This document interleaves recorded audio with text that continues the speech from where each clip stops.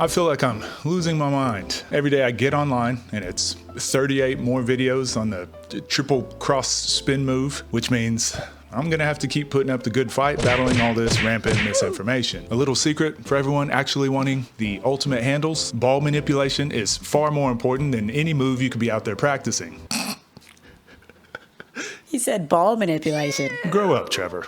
What are we, 12? Anyways, it's the same reason why when I see Julian Newman spazzing out with multiple dribbles, I can't do anything but shake my head. But as a defender, when you see someone like Shai Gilgeous-Alexander tap the ball nonchalantly while jogging up the court, that is the scariest shit of all time. So I beg of you, please don't waste your time practicing to be Geo-wise. Practice being SGA.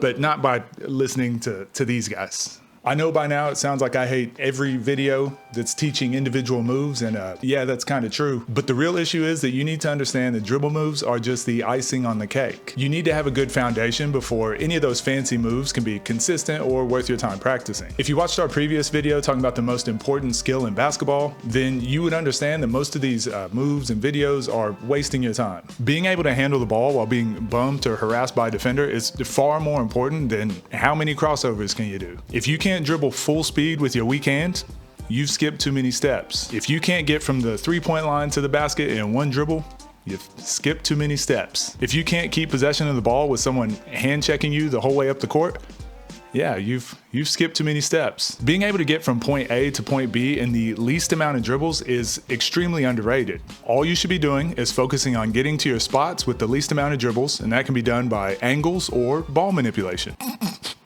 Don't. Anyways, ball manipulation is the ability to put the basketball exactly where you want to in any given situation, and it relies heavily on coordination and reaction. The good thing is, once you've mastered this, you can pull off any move out there just by seeing them done once or twice. The difference between someone who practices moves and someone who has an actual handle is massive, and once you've seen it, you can't unsee it. I remember back in high school, I used to practice individual moves over and over, mainly because I was a huge fan of the N1 mixtape tour. Yeah, I'm kind of old. Anyways, I'd sit out in the driveway for hours and hours and practice these moves over and over just so I could go to school and practice these on my friends. However, they literally never had any relevance to any games. It wasn't until I started playing professionally that I really locked in on improving my actual handle rather than practicing on individual moves. When I see all these guys teaching all these dribble crossovers, knowing that they would struggle with any high-level pressure, it's extremely frustrating, and it sends the wrong message to players that are actually wanting to get better. So quit focusing on cool, killer crossover moves and focus on how to actually dribble. There are some traits to great ball manipulation, one of them being comfortable with the ball out of your hands, being able to react to the defense, not having to think about the dribble at all,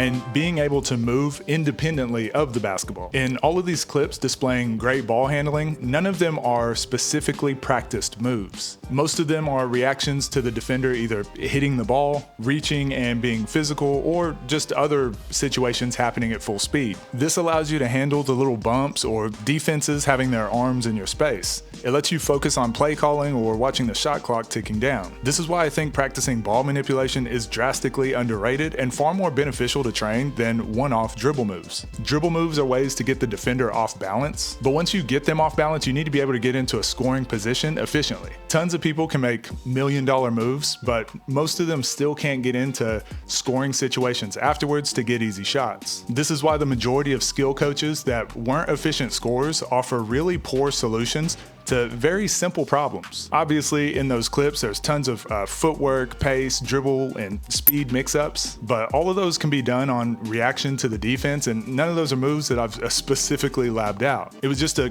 quick concept to show that you can take what you've learned with ball manipulation and apply them directly to game situations. All it took was one dribble to size up the defense, then everything after that was a read or reaction, and just building upon our last video of attacking closeouts. Shoot it or drive it. No extra sauce, no extra spice or juice. What are the kids saying nowadays? My favorite way to teach ball manipulation is drills that train your brain and coordination rather than training just one particular move. This can be done with 2 basketballs, a basketball and a tennis ball, 2 different sized basketballs, etc. The good thing is that it literally only takes 5 minutes per day, and it's a perfect warm up to any workout that you can do. The purpose of these drills is to actually get your brain to think about 2 different actions at once, simulating realistic game situations. Instead of focusing on your moves, you should be using your brain power to focus on the shot clock, look to the sidelines at the coach, maybe calling a play, or to fight the off-arm battles with the defense. If you've never done these 2-ball drills or coordination type drills, it's going to seem nearly impossible at first. But even the process of trying them will make you a better ball handler. Your brain does a ton of learning even just by thinking about specific movements. Working on your ball handling like this for 5 minutes every single day for 2 months, I promise you're going to be a way better ball handler. And that's my money back guarantee. They're not paying me? Oh.